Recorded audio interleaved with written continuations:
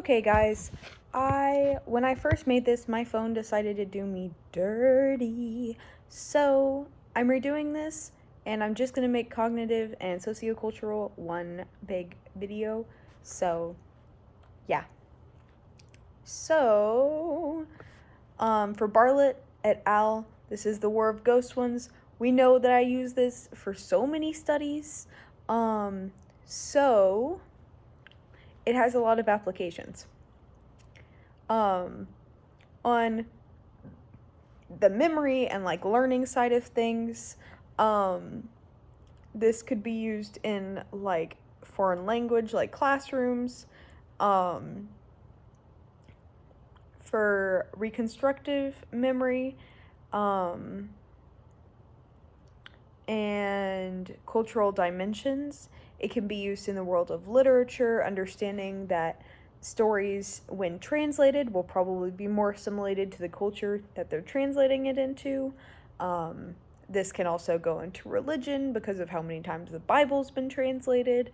There's a lot of stuff that you could use this for literature-wise, especially with religion, because that's a very, like, culturally heavy thing.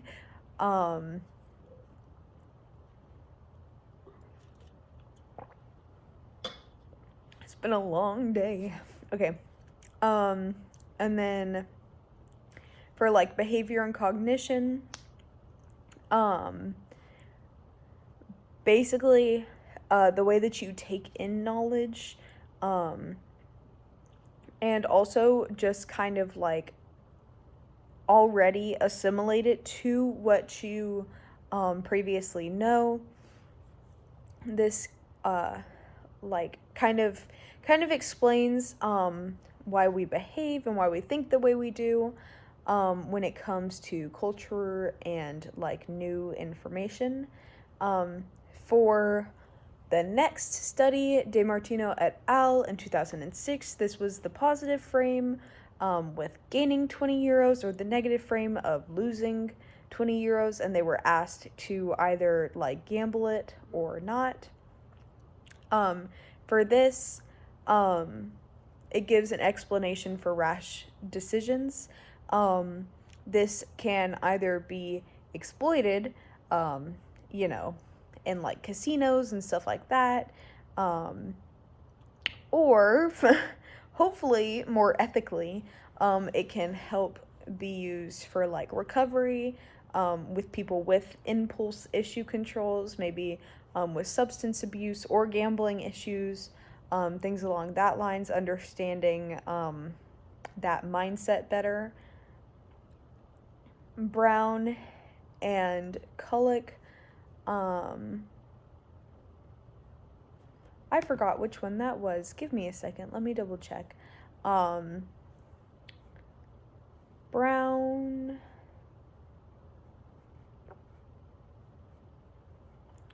and Kulick was... Oh, flashbulb memory. I don't know how I could have...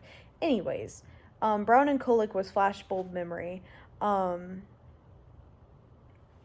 And so, for that, this can do with, like, investigations, because flashbulb memory kind of, like, instantly instills where you were, what you were doing, who told you, if someone told you that something had happened, how it affected you, how it affected other people, like, aftermath.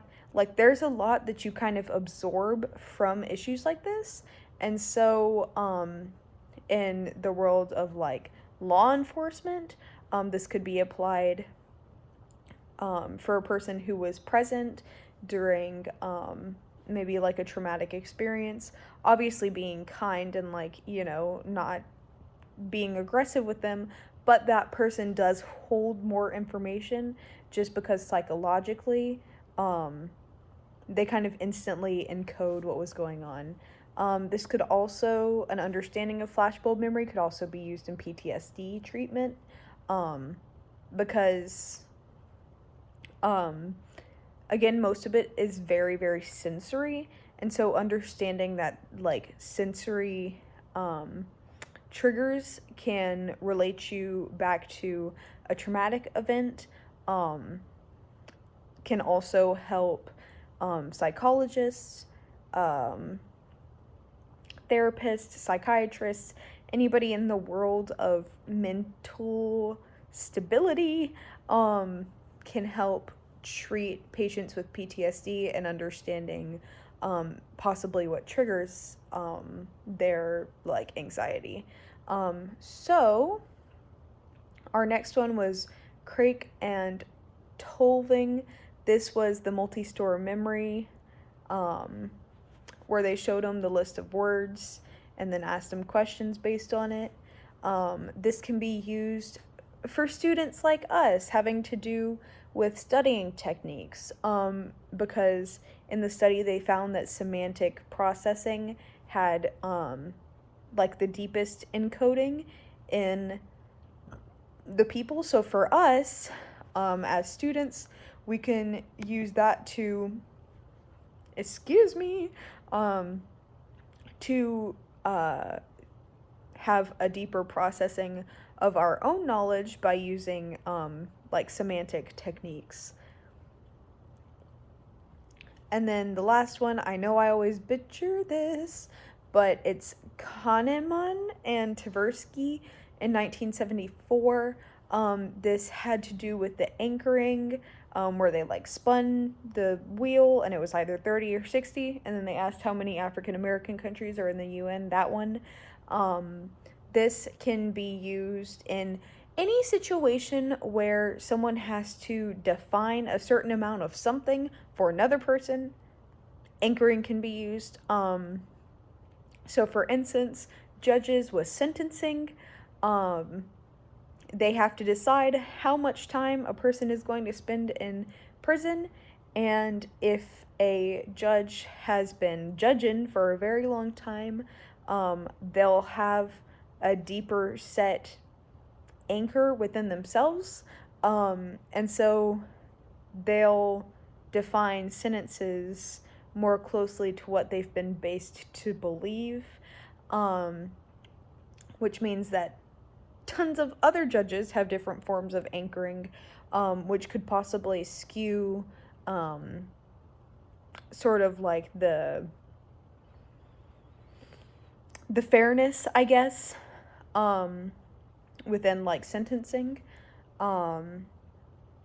Also with medication, like doctors who have seen people get addicted to their medicine kind of are anchored to prescribe less.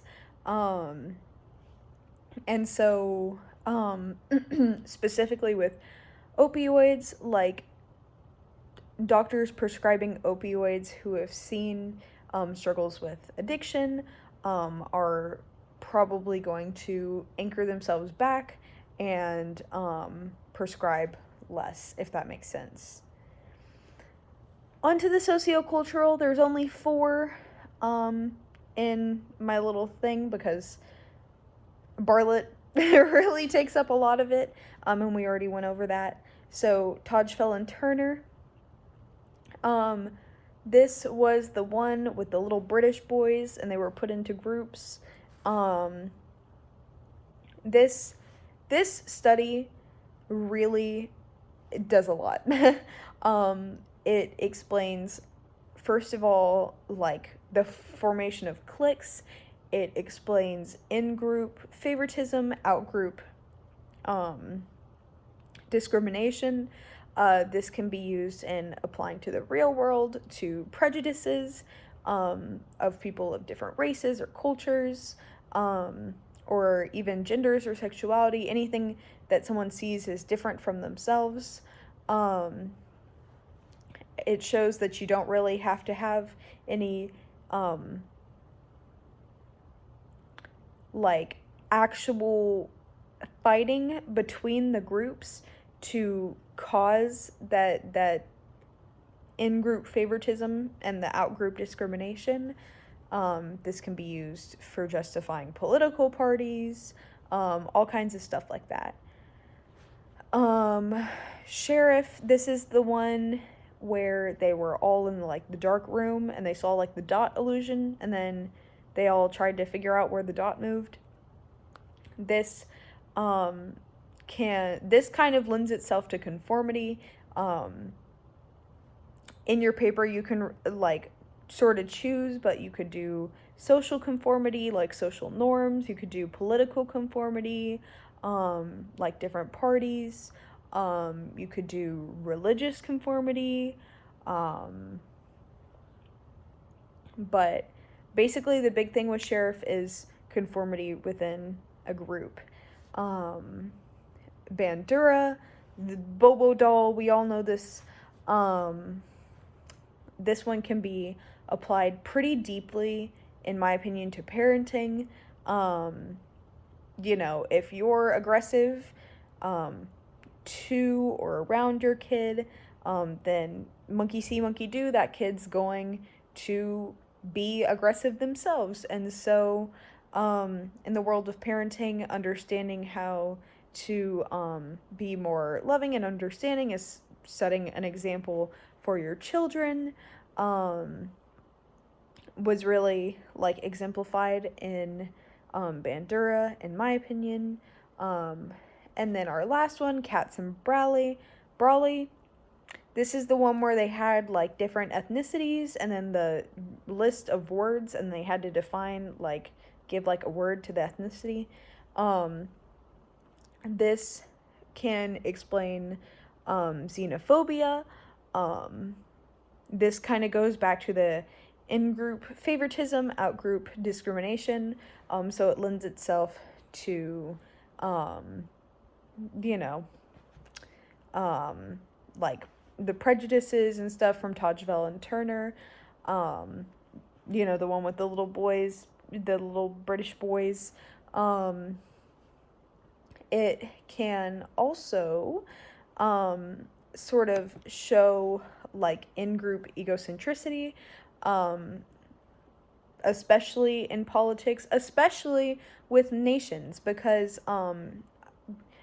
as Miss Clater has taught us, and Mr. Alvey's, nationalism is a big thing in wars and stuff like that. And so it's human nature for us as humans to kind of be like, this is my people, this is my group, we're cool, we're the best, whatever.